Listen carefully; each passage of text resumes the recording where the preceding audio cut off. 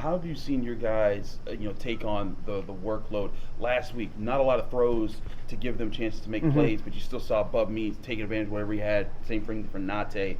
What have you seen them take on, like the challenge of even when they're not called to do much? Yes. So as we all saw, man, the run game is going crazy.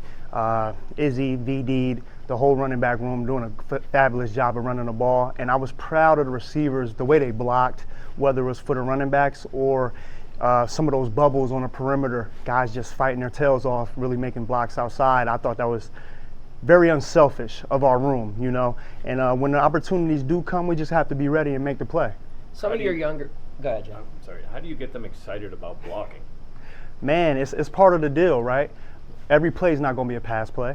So what are you going to do on those remaining plays? And it's one thing about Coach Deuce, he preaches effort and attitude. So you got to have a good attitude towards the game plan, and you have to give tremendous effort each and every play. Some of your younger guys had some big mistakes in the first couple games of the season. How do you think that they kind of recovered from those things in practice and in games over the last couple weeks? Yeah, so every game and every practice is going to be a learning experience, right? So if it goes good, I tell those guys, stay even keel. If it goes bad, stay even keel. Don't get too high, don't get too low. And we had a few drops, few mistakes early on in the season, and we've learned from those mistakes, As long as we're learning from it and pushing forward, I feel like this group's going to be fine. Pat, I think maybe even before the West Virginia game, talked about details of the Yes. receivers. He said they were giving them chest pains.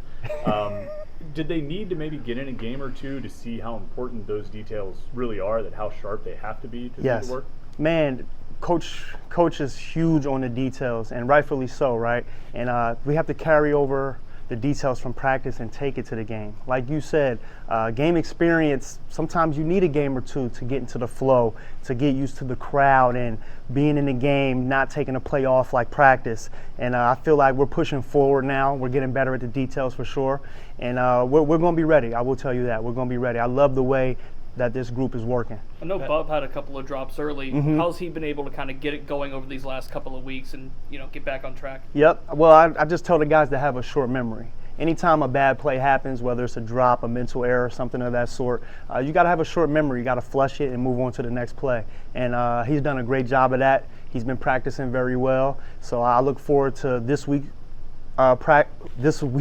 practice and also the game versus Georgia Tech on Saturday. Pat told us that you guys were going to limit Jaden to one receiver role in that game because he had struggled kind of learning all the roles. He had a slip on a play, he had a drop, and he had a couple of blocks in the back. What did you see from him? And how have you seen him kind of respond to that performance? Yes. So one thing I would say, when you're learning multiple positions, your details could kind of get watered down.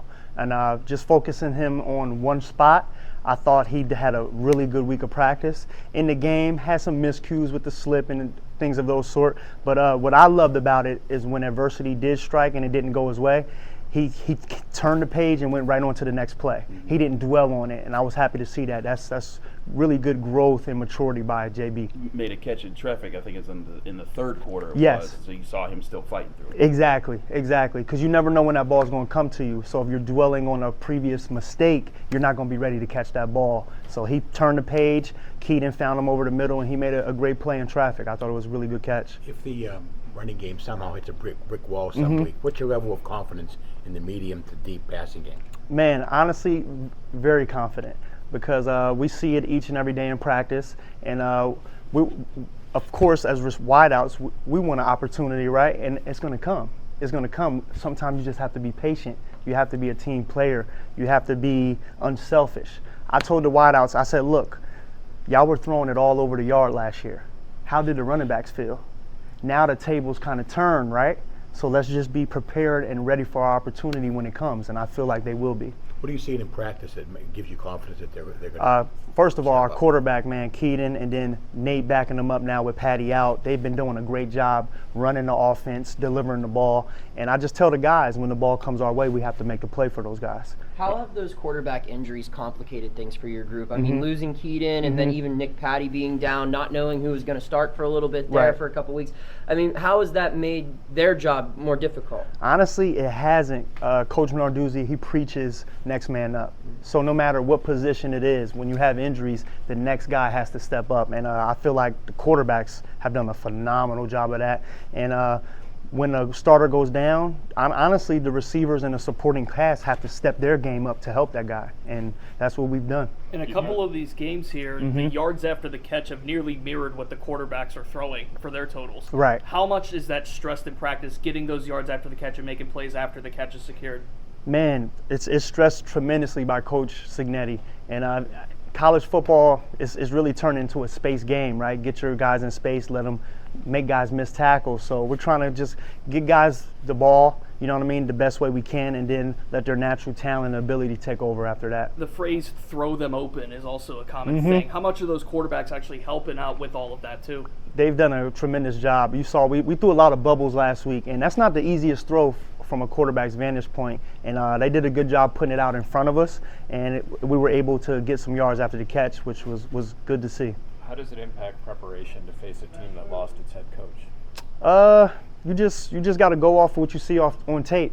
I'm sure there are going to be some things that we won't be prepared for because the head coach isn't there. They may change a few things up, and you just got to adjust on the fly on game day, and that's our job as coaches is to adjust and get our guys ready. You were a receiver. How would you, as a college receiver, 19, 20 years old, how would you have responded to a game plan like the last 2 weeks with so few passes being Man, thrown? listen, I blocked for Ray Rice when I was in college. We played Army one time. I think we threw the ball. It wasn't even in double digits, but we won that game. At the end of the day, that's what we're here for. All right, we get judged off of wins and losses. So I tell the guys we have to be unselfish. If it's a run day and they're not giving us those deep, explosive passes, look, we're going to block our asses off.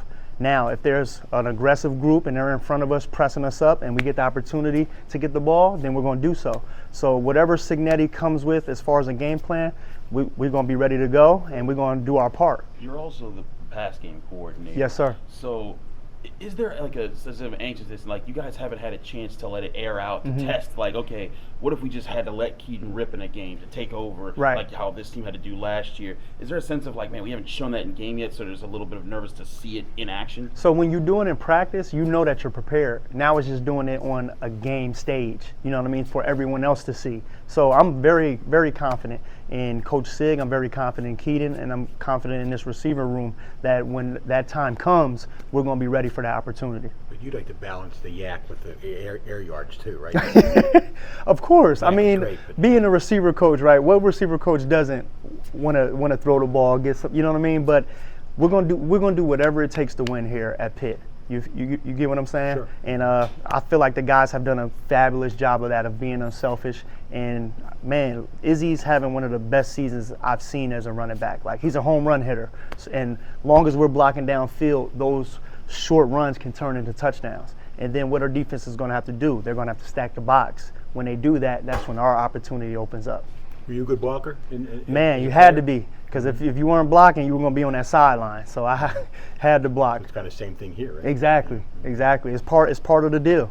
It's part of the deal. Given the way you've run the ball the past few weeks, do you feel like those opportunities to hit on some big pass plays and to get those coverages that you need, are they closer than you think? Closer than Honestly, man, I just tell the guys, let's just keep preparing and let's be ready when the opportunity comes. And the way the running game is going, of course, defensive coordinators and teams are going to notice that. So we got to be ready when our numbers call.